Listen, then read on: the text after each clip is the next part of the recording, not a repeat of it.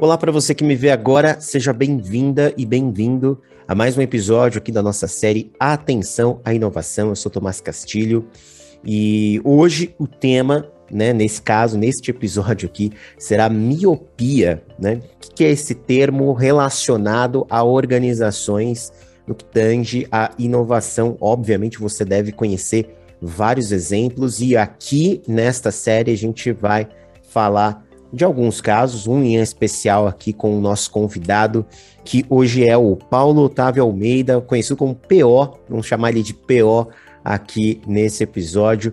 Ele que hoje está sendo consultor da área de eventos. PO, obrigado pela sua presença aqui, viu? Obrigado pelo convite, é muito legal poder conversar sobre esses assuntos que estão assim, praticamente na vida de todas as empresas, né? Excelente, e aqui novamente, como sempre, aqui na série como um todo, a minha querida professora Ana Buchá, professora de inovação da Fundação Dom Cabral. Professora, tudo bom? Tudo bem, Tomás. Prazer, PO. Obrigada por aceitar o nosso convite. Já deixo a palavra contigo, professora, para falar sobre este, que talvez seja um tema, o elemento dentro desse tema que talvez ele esteja mais presente no imaginário das pessoas, quando a gente fala de miopia das organizações. Então a gente fala dos cases que não deram certo, né, das empresas que de alguma maneira perderam oportunidades. Então, queria muito explorar esse tema com vocês dois. Já deixo a palavra contigo, professora. Maravilha, Tomás. E para falar desse tema, eu quis trazer um convidado que é super mega antenado, que sabe de todas as tecnologias à frente e que, portanto, tem um radar gigante e muito potente aí do universo. Mas a miopia, ela está relacionada à atenção porque ela diz respeito justamente a um fenômeno que é observado com frequência, que é o fato de algumas organizações não prestarem atenção a novas tecnologias ou novas mudanças de mercado, portanto, tornam-se míopes, ou seja, com uma dificuldade de enxergar o futuro que se desenha para o seu setor. E aí, muitos casos são relatados, assim, tanto na imprensa, na mídia popular, mas também numa literatura mais acadêmica. E aí, um desses casos é um caso bem emblemático, que é o caso da Polaroid. E, ao contrário do que se pensa no imaginário popular, muitas das empresas, como a Polaroid, que falharam na transição digital, investiram pesadamente em novas tecnologias, inclusive de forma precoce. No caso da Polaroid, especificamente, já em 1990, eles depositaram uma patente em fotografia digital. Mas aí, Theo, nos explica um pouquinho, se essas capacidades em tecnologia digital da empresa eram muito bem desenvolvidas, por que então que a Polaroid não deu conta de fazer bem uma transição da fotografia química para a fotografia digital?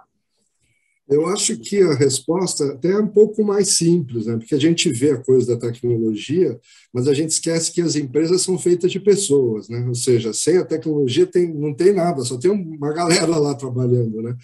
E eu chamo isso um pouco de excesso de arrogância, né? Da você ser o líder, né? Ele praticamente inventou esse formato da foto, nem foto instantânea, porque não é, né? Ele é quase instantânea para quem já usou, né?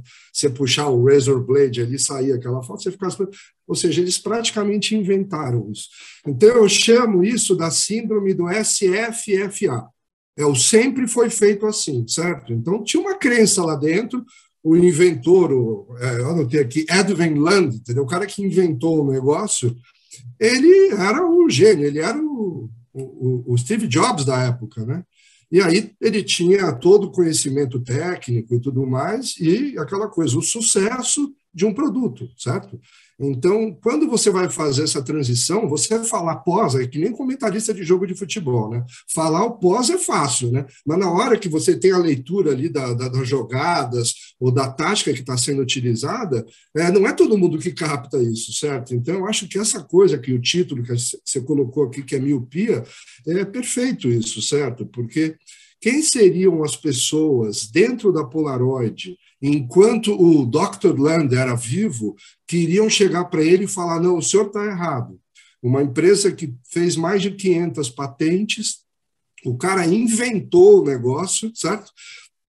De sucesso, todo mundo conhece, é uma marca de reconhecimento internacional. Quem será que iria questionar essa crença lá dentro de chegar e falar, olha, está vindo aí uma coisa, está aparecendo, assim, até podem existir os sinais, mas eu acho que é o que se fala das crenças limitantes, né? Você tem coisas que, eu não sei, a dificuldade é você transpassar essa coisa da arrogância, do excesso de confiança, vamos chamar assim, que um líder de mercado, um incumbente tem, né? Aquele cara que é o líder, o cara que é quase sinônimo da categoria, né? Todo mundo vai chegar e falar, poxa, mas será que ele está errado? Ou estamos errados com o sucesso que nos trouxe hoje até aqui? E o futuro como será? Então, essa coisa, né? Não é sobre tecnologia, é sobre as pessoas que desenvolvem ou estão envolvidas com a tecnologia, né? E se você for pensar numa corporação, né? Se você está trabalhando numa empresa familiar, é uma coisa num outro patamar, certo? Mas se você vai pensar numa corporação com milhares de pessoas envolvidas, mexer isso, essas crenças, é um trabalho hercúleo, né? E aí é que entra o ponto que eu acho que é fundamental. A questão básica é a liderança, certo? É a liderança que tem que fazer esses questionamentos, é a liderança que tem que trazer, questionar essas crenças limitantes, entendeu? Porque se não for o líder, vai ficar todo mundo quieto. Todo mundo não, mas a maioria vai ficar quietinho ali e falar, não, deixa o cara falar lá, ele que sabe tudo, deixa falar, entendeu? Ele não é o técnico, não é ele que fez a tática para ganhar o jogo? Então, nós estamos aqui ou assistindo ou jogando, entendeu? É meio medíocre falar isso, certo? Mas eu acredito que dentro das organizações tenha muito disso, entendeu? Eu chamo de SFFA, Síndrome do Sempre Foi Feito Assim. Ótima sigla. E no caso da Polaroid, essa crença era muito ligada ao modelo de negócios, né, que era aquele modelo conhecido como Razor Blade, em que eles faziam muito dinheiro na revelação de fotografias instantâneas e nem tanto na venda mesmo de máquinas, né? E esse modelo de negócio, então, ele é colocado em xeque com a fotografia digital, né? Porque aí a forma de fazer dinheiro, a forma até de lidar com a fotografia passa a ser muito diferente, né? Então, acho que até esse estudo de caso, ele mostra que até mais a dificuldade de acreditar na nova tecnologia em si era a dificuldade de acreditar ou de acabar com essa crença no modelo de negócios existentes. E aí esse é um caso, né, que foi, assim, bem trabalhado aí nos anos 1980, 1990, e quando você leu e estudou esse caso, P.O., assim, quais são os aprendizados desse caso que aconteceu há 40 anos atrás para os dias de hoje no contexto da transformação digital? Então, a gente falou que tinha uma lógica dominante, certo? A lógica dominante, e o insight que ele teve foi o Dr. Land com a filha nas férias, né? É muito legal você ver a história da Polaroid, porque é isso, as coisas mais inteligentes, às vezes, têm os insights mais básicos, né? A gente usa aquela coisa do chuveiro e tal, mas ele estava nas férias com a filha, e a filha perguntou para o pai, lá nos anos 40, né? Pai, por que eu não posso ver a fotografia logo depois que você tira? 3 anos depois, ele estava com o produto. Ele era um cientista, ele tinha estudado ciências ópticas, ou seja, fez a pergunta para o cara certo, entendeu? Mas é aquela coisa, né? Você olha e vê. A lógica era, as fotos precisam ser impressas. Então, essa é a lógica dominante que estava lá dentro. Quando começa a surgir esses sinais externos, informações de mercado, que essa lógica mudou, eu imagino você fazendo uma reunião lá dentro e alguém apresentando um processo de rentabilidade, falando, não, a rentabilidade impressa é 70, a rentabilidade desse negócio que falam que vai ser digital é 30. Né? Quem iria, teoricamente, dizer para fazer essas alterações? Então, eu diria que o grande aprendizado, ao ler esse caso, que pelo menos ficou para mim, é que hoje existe um grande paradoxo, né? Essa coisa de uma dissonância cognitiva. O que eu sou bom e o que eu faço é a lógica dominante, e milhares de informações aí, metaversianas, NFTanas, qualquer coisa que a gente imaginar, de coisas acontecendo que você não conhece muito bem, e você pode ter a postura que a Polaroid teve. Eu anotei a frase, porque para mim essa frase ela é fundamental para entender o caso da Polaroid. E foi um CEO lá, depois que o Dr. Orlando já tinha morrido, o cara solta, depois que ele já tinha morrido, o inventor, ele solta a seguinte frase: a Polaroid não vende aquilo que não inventou. Né? Então, esse cara já coloca uma bigorna de ferro na cabeça de todo mundo e fala, pessoal, lá fora não tem nada a ver, é tudo errado. Nós é que temos que vender o que nós inventamos. Então, assim, esse passado, para mim, teoricamente, não existe mais. Né? Então, você tem essa dissonância cognitiva super presente. Né? O que eu faço bem. Né? E aí você fala, como liderança, aonde dedicar atenção da gerência, né? Como é que você faz para os gerentes estarem ligados com isso? Acho que o case da Nokia também tem a ver com isso. Todos esses grandes cases que falam sobre inovação tem muito a ver com a atenção da gerência, certo? Então, a dissonância é essa. Você vai ter o que você faz muito bem e informações de fora que você sabe ou vai atuar ou não atuar.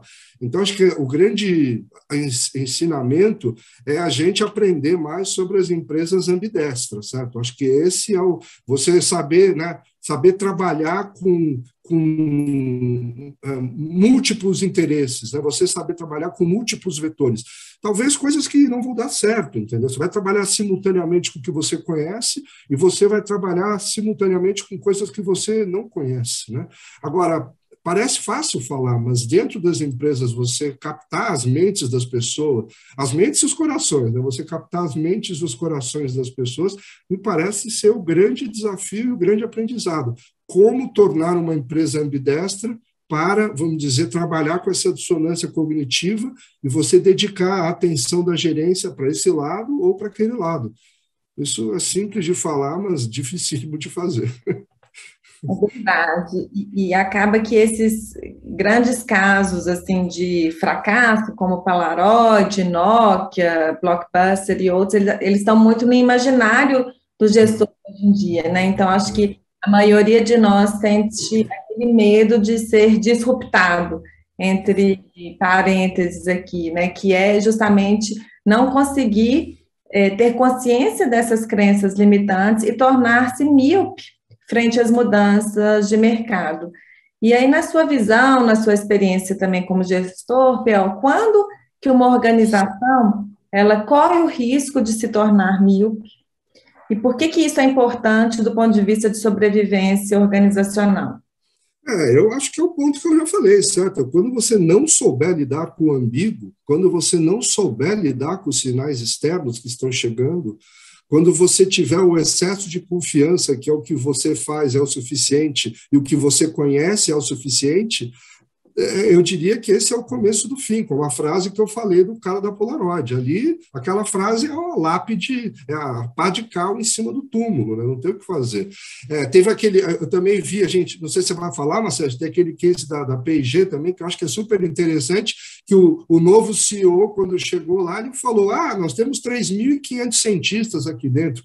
Que legal, mas existe 1,5 milhão de cientistas lá fora, entendeu? Então, assim, o cara estava acostumado lá com o seu Research and Development, laboratório gigante, pagando o salário de 3.500 cientistas, aí chega um cara com essa cabeça. Muito bacana, nós temos 1,5 milhão lá fora, vamos conversar com eles também? Então, de novo, se você não souber lidar com esse ambíguo, eu diria que esse é um precipício que não tem volta.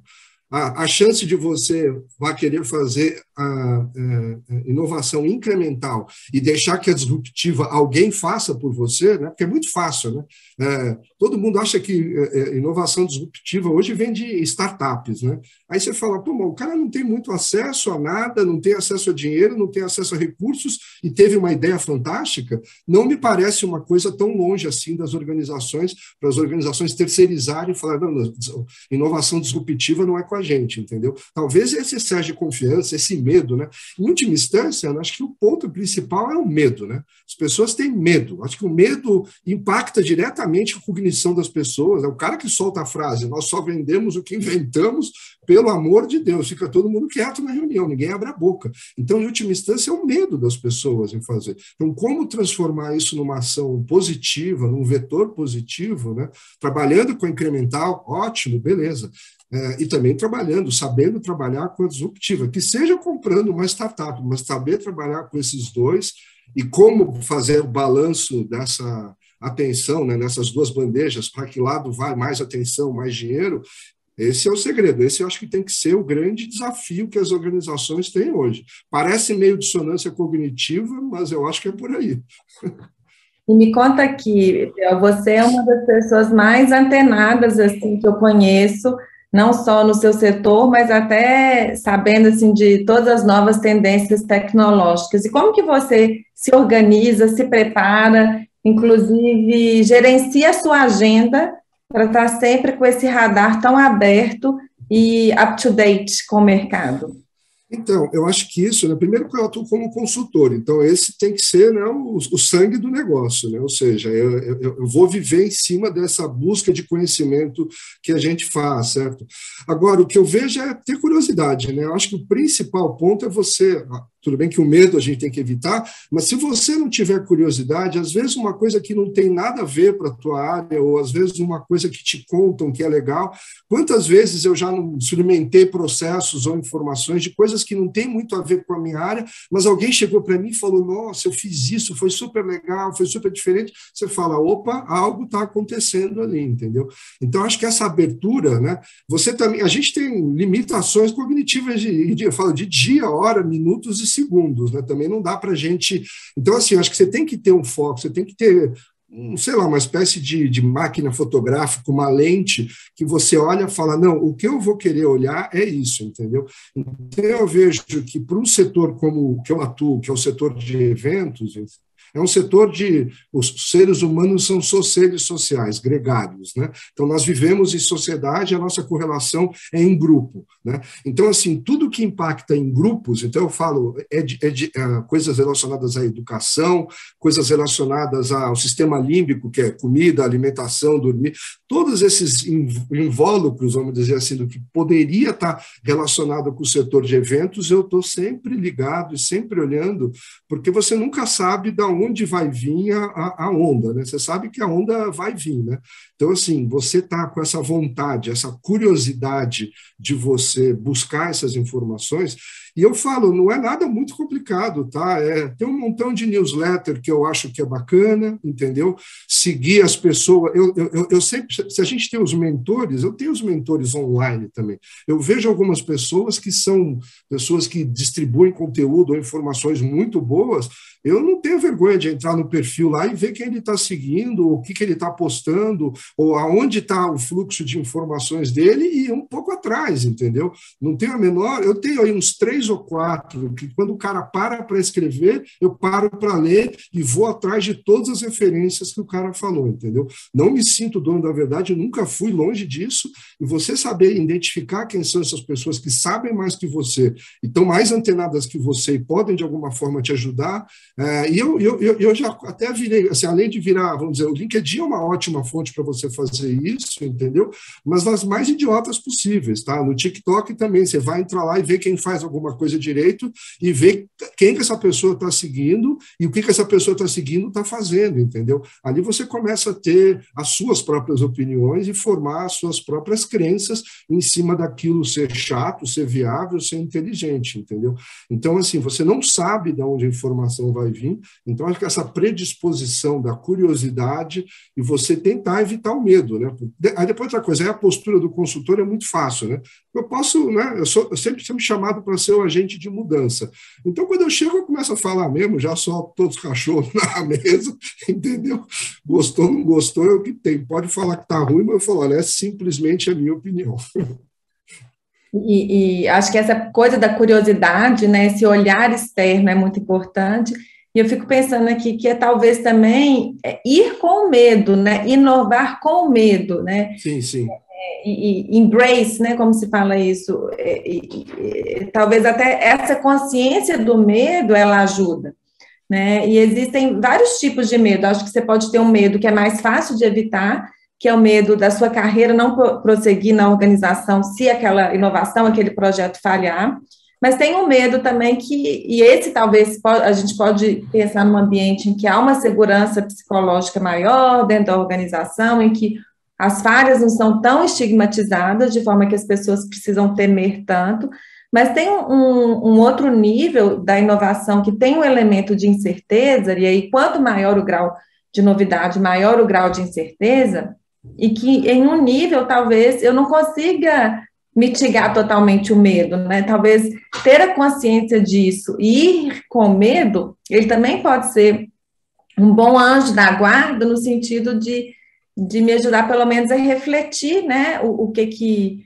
né, quais são os próximos passos e tal, porque o medo, né, se até a gente pensar na nossa vida, eu penso que o medo, ele pode ser paralisante, mas ele também é um anjo da guarda, né? Senão eu poderia querer pular de paraquedas todo dia, não ia olhar, né, dois lados da rua antes de atravessar, mas eu acho que essa coisa, né, da emoção com a cognição é muito, muito interessante, e os pesquisadores estão chamando que quando a gente precisa de muita atenção e com emoções fortes, você tem um fenômeno que é o hot cognition.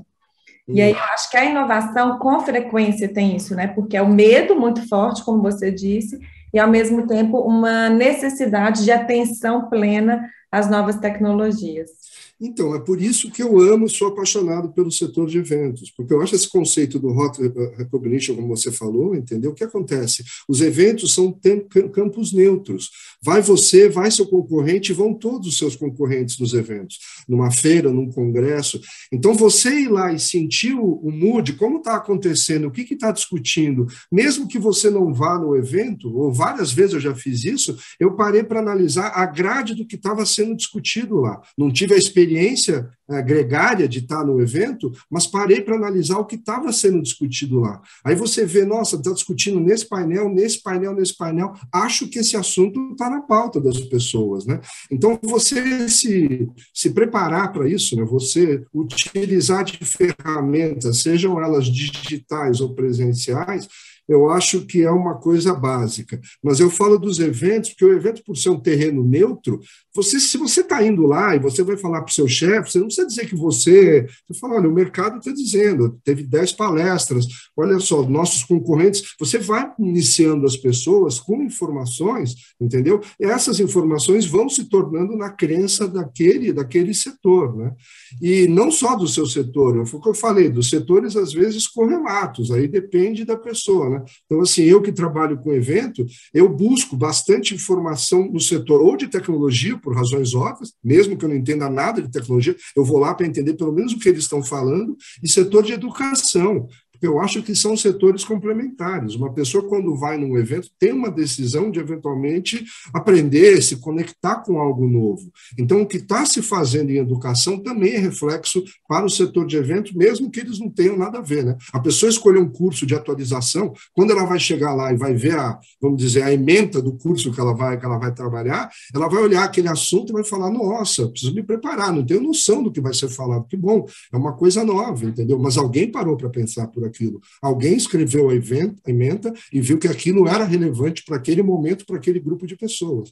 Então, se você chega num curso, estou dando um exemplo hipotético, mas se você chega num curso ou num evento e você não tem noção do que está sendo colocado, ou seja, você nunca ouviu falar daquilo que está sendo colocado, já é um sinal de alerta, né? Os seus canais de curiosidade e os seus canais de conexão, não sei se estão muito bem estabelecidos. Aí também tem o outro oposto, que quando você chega e vê o programa do curso ou do evento e falar, isso aí eu conheço tudo. Também é perigo, porque daí vem o excesso de confiança de achar que você já conhece tudo. Então, os dois extremos são preocupantes, evite. Esse ponto de olhar para setores correlatos é extremamente rico, sobretudo para inovações de modelos de negócio, né? E aí, nessa área de cognição, eles chamam isso de pensamento análogo, né? Que é o analógico. Fazer analogia. Se dá certo lá, dá certo aqui. É por isso que a gente fala muito hoje, eu quero fazer o Uber de tal setor, né? A uberização, eu vou ser, sei lá, o Netflix também de tal setor, né? Ou de tal oferta de serviços. Então, essa forma de pensamento por analogias, ela pode ser muito rica para a inovação. E na atualidade, assim, ainda no setor de eventos, como que você tem observado essa relação entre crenças, né, limitantes ou não, inovação e tecnologia digital nesse, digamos, depois da pandemia. Não sei se a gente já está num cenário pós-pandêmico. Quase. Mas foi um setor muito chacoalhado, né, PO? Sem dúvida. Não, chacoalhado você falou boazinho, foi um setor que entrou em coma profundo durante pelo menos 18 meses, foi o primeiro a parar e está sendo o último a ser reativado, né? Exatamente porque trabalha com a presencialidade, com o gregário, com o toque, com emoção, né? Com uma série de coisas que a gente, infelizmente, nesses últimos anos, teve que ficar distante disso por razões óbvias. Mas, assim, a minha análise, conversando com as pessoas desse setor, eu vejo que, infelizmente, existe uma parcela muito grande de SF e FA, tá? Gente que está assim, nossa, que bom que acabou essa pandemia, hein? Agora vou poder voltar a fazer o que eu fazia, entendeu? E pegou esse período de 2 anos para realmente não aprender nada, né? Eu diria que o grande aprendizado que o setor teve foi que as pessoas que participam de eventos agora têm mais opções. A pessoa pode escolher o presencial, mas também pode escolher o virtual. Essa opção não era tão clara antes da pandemia e agora ficou de uma forma muito clara. Então, os organizadores que não estão enxergando isso, ou estão evitando isso, ou estão dizendo que esse não é o futuro, de alguma forma, estão se ficando para trás. Isso sem levar em consideração a mudança geracional, né? A mudança geracional, que se você for pensar num universo de 10 anos, por exemplo, quando uma Gen Z vai estar, teoricamente, tomando decisões, eu diria que daí o impacto é muito maior, né? Então, se a gente for ver, né, os eventos, eu vou dar um exemplo bem, né? Hoje tem uma pressão muito grande de custos, e todo mundo achar, então, que pode fazer virtual. Para que eu preciso fazer presencial se custa mais caro? Então, tem essa pegada de custo. Mas eu vi, por exemplo, já que a gente está falando aqui de analogias, eu vi uma startup, uma edtech, que ela faz o seguinte, ela faz a seleção de pessoas que querem trabalhar numa organização como trainee. Você pega uma grande organização como Vale, Ambev e tal, atrai 50 mil pessoas interessadas, certo? No programa de trainee para 300 vagas, talvez, estou chutando aqui, um hipotético. Eles fazem um processo de gamificação e de seleção dessas pessoas para que o Departamento de Recursos Humanos receba uma lista final, não tão final assim, mas que eles possam trabalhar, porque 50 mil é inviável, vão para 1.000, certo? Aí eu fiz a analogia do evento. Eu falei, nossa, mas se as pessoas estão preocupadas com o custo do evento presencial, por que a gente não utiliza tecnologias de gamificação que estão aí disponíveis para selecionar realmente aqueles que devem estar presentes no presencial, que tem um ganho exponencial gigante por sermos gregários? Por que a gente não utiliza isso e continua mandando aquele e-mail marketing? Atenção, se inscreva se você estiver interessado. Então, assim, dá para ver que tem as pessoas que não estão nem aí para a tecnologia e dá para ver gente que já está entrando num sistema de tecnologia de inteligência artificial e tudo mais, que vai mudar o cenário do setor de eventos. Vai ter no futuro muito mais eventos do que eu acho hoje e vão ter eventos muito mais relevantes, porque você vai participar de comunidades tão específicas e o tamanho vai ser irrelevante. Pode ser que nós aqui sejamos uma comunidade de 3 loucos que falam sobre computação quântica e nós 3 sejamos o suficiente para discutir. Então, assim, vai existir uma quantidade enorme de eventos e a tecnologia que vai fazer essa união, essa fusão. Então, a gente vê, é o que eu falo, mas daí o problema é que a percepção das pessoas vai ser que os grandes eventos estão sumindo, estão desaparecendo, porque eles não vão ter mais aquela visão de longe, de ver uma coisa assim acontecendo, um Rock in Rio, um salão do automóvel, entendeu? Eventos que acontecem em seus setores e tinham uma visibilidade adicional àquele setor que eles representam. Eles vão começar a entrar cada vez num nicho por causa da evolução da tecnologia, e eu falo, os eventos no futuro serão a quantidade muito maior, muito mais nichados, muito mais profundos e muito mais rentáveis para quem organiza. Porque esse ponto que eu falei da dispersão é enorme, né? Se você for pensar numa feira, todo mundo já foi numa feira, tem feira de tudo quanto é coisa no mundo todo. Se você entra numa feira, você olha naquele corredor cheio, você fala, será que todo mundo que está aqui mexe o ponteiro nesse setor? Será mesmo? Ou tem um montão de curioso aqui que veio só para pegar brinde, entendeu? Nada contra os curiosos, porque eu falei que os curiosos tem que ser, né? Mas, às vezes, quando você vai fazer uma planilha de custo, para você estipular uma estrutura, eu não sei se todo mundo vai ter estrutura de custo para fazer esse tipo de coisa, entendeu? Por isso que eu falo que a curiosidade é individual, e não você tem que propiciar isso para um grupo de pessoas talvez não tão qualificados. Essa é a minha visão. Então, essa é o seguinte, é uma luz amarela no setor de eventos, porque existe a dissonância cognitiva de forma muito clara, gente que está voltando para o passado glorioso das altas margens de eventos presenciais e gente que está indo para um outro lado, e são caminhos distintos. Eu ainda não vi, uma ou duas empresas eu vi estão conseguindo unir essas duas coisas e fazer algo de bom nos dois sentidos, mas eu vi muitas empresas indo para um lado e outras indo para o outro, abrindo uma boca de jacaré aí bem grande, entendeu? E a minha percepção também é que, do ponto de vista tecnológico, há muita coisa ainda incipiente, mas que vai melhorar muito ainda, né? Eu participei de uma conferência que foi na Holanda, na área de inovação aberta, e foi uma coisa mega incipiente do metaverso, assim. Era super simples, eles replicaram o ambiente online, a universidade, já que não pôde ser presencial por causa da pandemia, e você tinha um bonequinho super simples, não tinha nem roupa, não tinha nada assim, mas você se movimentava entre as salas e você conseguia escutar as pessoas. E a minha experiência, P.O., foi assim, muito melhor do que outras conferências online em que eu participei, que replicavam as plataformas de videoconferência e que você tinha que saber qual link clicar. E aí aconteceu que eu estava no horário do Brasil, e era horário de almoço, e aí eu levei o meu avatar para o jardim, porque eu ia almoçar aqui, né? Falei, então vou ficar bem longe.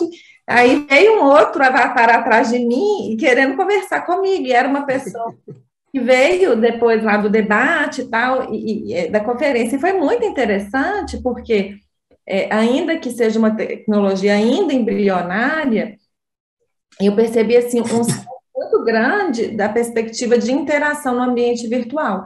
E acho que nós estamos no começo disso. Né? O que vai, né, de que forma vão ser os eventos virtuais daqui a 5 anos? Pelo menos eu acredito, e pode ser uma crença limitante, mas eu acredito que vai ser assim, infinitamente melhor do que a nossa experiência hoje. Eu concordo em gênero e grande número. Em 2019, com essa coisa, como eu trabalho com evento, às vezes eu vou a eventos para conhecer o evento, certo? Mesmo que não seja de um setor específico. Então, uma vez eu fui para o Canadá num evento de tecnologia. E aí aquela coisa do FOMO, né? Você vai naquela programação gigante, 5.000 palestras. Eu, como não sou do setor, eu tinha aquela sensação que eu sempre tinha perdido a palestra boa. Sempre quando eu encontrava alguém, falava, você foi alguma palestra? Nossa, fui numa espetacular agora. E a minha tinha sido uma porcaria. Então, a minha experiência, que eu fui, passei uma semana lá, mais ou menos. Aí depois, por razões óbvias, em 2020, 2021, esses caras fizeram 100% online. Talvez por eu não ser do setor, eu tenha tido essa visão, certo? Mas a minha experiência digital foi muito melhor, muito mais produtiva para o evento do que minha presença física lá. Porque é o click away, né? Não estava gostando daquela negócio, pum, mudava de sala e ia para outra. Então, aquela coisa de você poder trabalhar com essa rapidez e fazer, eu diria que existe uma propensão das pessoas realmente, ainda mais essa parte de conteúdo, atualização, congressos, conferências, da parte digital realmente, vamos dizer, se reposicionar em frente ao presencial, deixando os eventos presenciais para coisas mais colaborativas, construções coletivas, trabalhos em grupo, team building, não sei o quê. Né? Eu sempre, quando eu vou numa empresa, eu entro assim, e tem aquela coisa, todo mundo já viu isso, né? Você entra, tem aquela bancada lotada de computador, cheia de gente. Aí você olha para a sala de reuniões, a sala de reuniões está vazia. Eu sempre chego para o cara que está me recebendo e falo, você não acha que tinha que ser o contrário? As pessoas que estão trabalhando aqui tinham que estar na sala de reunião, e não olhando um para a cara do outro, para a sua tela, com um fone de ouvido, está todo mundo aqui, podia estar em casa. Não era para estar todo mundo na sala de reunião. Então, eu falo, a dinâmica das coisas, eu não sei se muda, porque o ser humano é assim. Mas a conveniência de você acessar, eu sempre falo, é o dilema da conveniência com a convivência. A conveniência, me manda o PowerPoint aí que eu vou analisar aqui em casa e se eu tiver dúvida eu te ligo. Agora, a convivência com o cara que escreveu o PowerPoint, essa é outra história. Então, temos que saber fazer essa divisão, entendeu? E eu acho que isso é uma tendência muito grande que está se mostrando, é a tecnologia que está dando esses, né? Eu falo, o Zoom foi inventado por causa da pandemia, já estava aí faz tempo, mas todo mundo sabe usar por causa da pandemia. Então, assim, outro dia escutei uma palestra de um cara, ele foi fantástico, ele falou, olha, essa coisa de metaverso é uma tendência comportamental, tá? Porque ela não é tecnológica, porque não existe ainda. Então, assim, é uma tendência comportamental. Então, se a gente for entender, quem aperta o botão somos nós, seres humanos. Então, assim, vai acontecer. Não existe ainda, mas comportamental a gente já está vivendo ambientes virtuais, virtualidade, né? Você não precisa... Eu já fiquei bravo uma vez que eu fui num evento e o palestrante estava na tela. Falei que não voltava mais no ano que vem. Imagina, isso faz 10 anos atrás. Hoje, você vê as projeções holográficas que eles fazem no palco dos palestrantes, é como se ele estivesse lá. Talvez no futuro, com a qualidade, você nem perceba que aquela pessoa que está no palco é uma projeção holográfica ou não. Então, assim, o que nos espera por aí, vamos dar tempo ao tempo. Isso. O importante é ter essa visão, acho que externa, de mapear continuamente o ambiente e não usar esse argumento de que algumas tecnologias ainda são embrionárias ou ainda são limitadas, inclusive para justificar uma miopia, né? Eu não vou para tal comportamento, eu não quero observar tal tecnologia porque ela ainda é muito embrionária, ou eu não vou observar tal mudança no comportamento porque isso é um grupo muito seleto de consumidores, né? Acho que isso aí é um perigo. Essas são as crenças limitantes. Justamente. Muito bom, Tomás. Acho que a primeira parte, pelo menos, é ter consciência das crenças, viu, Tomás? Agora, eu acho que todos também somos meros mortais, né, Pior? Por mais que a gente estude... O medo faz parte de todo mundo todo o tempo, não tem jeito, né? A gente tem medos. Eu achei super legal essa discussão entre vocês, eu até fiz várias anotações aqui, mas que me chama a atenção... Até, e são dois pensamentos que me passaram pela conversa como um todo, que o primeiro é essa ideia de que os tempos de hoje não permitem certas posturas que nós tínhamos anteriormente, né? É até um pouco injusto da minha parte fazer esse tipo de julgamento, porque hoje o distanciamento histórico torna até mais fácil esse julgamento do que era outrora a miopia das organizações, né? Que a gente viu, enfim... isso acontecendo até na discussão que a gente teve hoje com os exemplos aqui apresentados, né? Segundo pensamento que me passa é uma necessidade de uma construção cultural que privilegie a ambidestria e a curiosidade nas organizações, né? A miopia do passado, ela permite a gente criar esse olhar ampliado do futuro, né? Então é o ensinamento das dores do passado que nos permite de fato, adotar uma nova perspectiva para o futuro, uma nova postura para o futuro, né? E essa ideia da ambidestria até que o P.O. trouxe, e associado a esse olhar de não estar fechado às novas tecnologias e não estar fechado a potenciais ameaças, eu vejo isso como talvez uma das grandes lições aqui desse nosso episódio, né? Como combater essa potencial miopia a partir dessas atitudes que a gente pode tomar dentro da organização, professora. É isso mesmo, Tomás. Maravilha. Olha, eu tenho -5, mas eu uso lente, viu? Para não ficar muito míope. Brincadeiras à parte, P.O., mais uma vez, super obrigada pela sua disposição, por esse bate-papo tão gostoso. Estou à disposição sempre que você quiser, pode me chamar que eu venho.